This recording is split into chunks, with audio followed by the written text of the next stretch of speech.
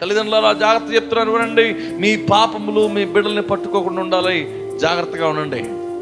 అంటే పాస్టర్ గారు మా పాపములు బిడ్డల్ని పట్టుకోకుండా అంటే ఏం చేయాలి అని అడుగుతారు తెలివైన వాళ్ళు. ఆమెను చెప్పండి,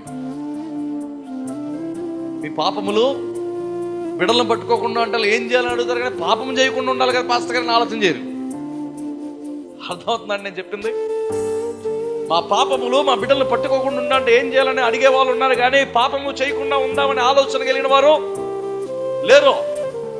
పాస్టర్ గారు చిట్కా చెప్పండి, ఏం చేయాలి చెప్పండి, ప్రార్థన చేయండి. ఇదిగో మా పాపములు మా పిల్లలకి పట్టకూడదు, మా పాపములు మా బిడ్డలకి శాపాలుగా మారకూడదయ్యా, ఏం చేయాలంటారు, కానీ పాపం మానేద్దాం, పాపం విడిచిపెడదాం, పశ్చాత్తాపడదాం అనే ఆలోచనలోకి రారు. ఆ మహిమని కోల్పోతూ ఉంటారు, ఆ మహిమను కోల్పోతారు.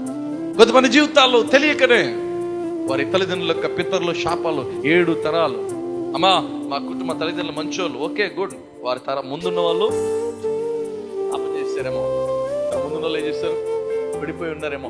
వారిపై ఉన్న శాపాలు నీతిమంతుల తల మీద ఏముంటాయి, ఆశీర్వాదాలు ఉంటాయి. అలాగే భక్తిహీనుల తల మీద ఉంటాయి, శాపాలు ఉంటాయి. ఆ శాపాలు తరతరాలు ప్రవహిస్తాయి. కుటుంబం తర్వాత పిల్లల తర్వాత వెళ్తూ ఉంటాయి ఆ శాపాలన్నీ కూడా తొలగించబడాలి కుటుంబాల్లో ఉండి. ఆ శాపాలన్నీ కొట్టివేయబడకపోతే నీ బిడ్డల జీవితంలో అభివృద్ధికి కానీ వారి తరాలు కనబడుతున్న జీవితాల్లో కానీ దేవుడు కృప కానీ ఆశీర్వాదం కానీ చూడడాల్లో ఆనందాన్ని భరిస్తూ ఉంటారు. ఆ మహిమ కోల్పోయిన స్థితిలో వాళ్ళు జీవిస్తూ ఉంటారు. ఎంత భయంకరమైన ఆలోచన చేయండి. ఎబ్బేజు అనే ఒక వ్యక్తి కూడా ఉన్నాడు బైబిల్లో. అతను కూడా పుట్టంగానే తల్లి అతనికి ఏమని పెట్టిందంటే వేదన పుత్రుడు అని పేరు పెట్టింది. ఎవడన్నా పెడతారా పేరు అలాగా? ఏ పుత్రుడట? వేదన పుత్రుడు. నేను సరిగ్గా సంపాదించలేదండి, కష్టపడలేదు, జలసాలు చేస్తాను, ఏదో చేశాను, నా కూతురు పుట్టింది, ఇది పుట్టడం వల్ల నాకు కలిసి రాలేదంటే న్యాయమా? చెప్పండి చెప్పండి. నేను నా క్రియలు సరిగ్గా లేవు, నా బ్రతుకు సరిగ్గా లేదు, నా పితరుల యొక్క జీవితాలు సరిగ్గా లేవు.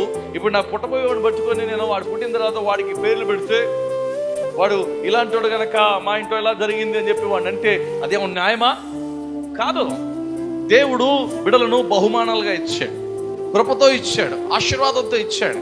వారిని ముందుగానే వారి పట్ల ప్రణాళికలు కలిగి ఇస్తా ఉన్నాడు. కానీ చాలా మంది వారి పట్ల దేవుడికి ఉన్న ప్రణాళికలకి తల్లిదండ్రులకే అడ్డుగోడలుగా ఉంటున్నారు.